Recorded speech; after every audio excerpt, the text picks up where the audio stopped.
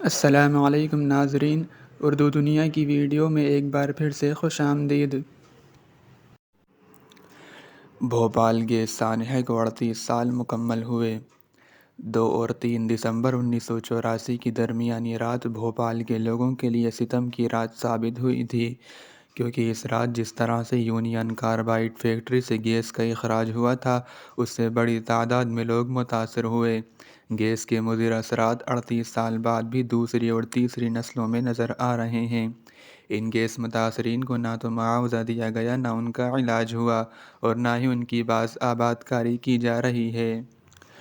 انہی سب معاملات کے پیش نظر بھوپال کی 5 گیس تنظیموں نے مل کر نومبر کے مہینے میں دستخطی مہم چلائی تھی۔ اس موقع پر گیس تنظیم Bhopal group for information and action کی ذمہ دار رچنا دنکر نے کہا ہے کہ بھوپال گیس سانحہ کے ہزاروں متاثرین اس بار 2 دسمبر کو دہلی کی طرف کوچ کر رہے ہیں اور 3 دسمبر یعنی گیس حادثے کی برسی کے موقع پر دہلی میں ہی رہیں گے۔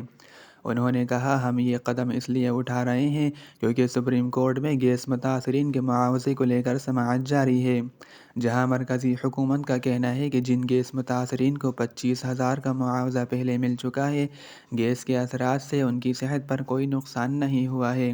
یعنی 93% متاثرین کو گیس کی وجہ سے کوئی نقصان نہیں ہوا ہے، جبکہ حکومت کے ذریعے چلائے جا رہے گیس راحت اسپتال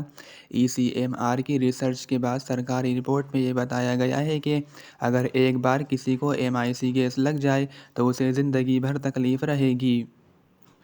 انہوں نے کہا، ہمیں امید ہے کہ کیمیکل منسٹر منڈویا اس بار دہلی میں گیس متاثرین سے ملاقات کریں گے اور گیس متاثرین کے صحیح اعداد و شمار سپریم کورٹ میں پیش کریں گے۔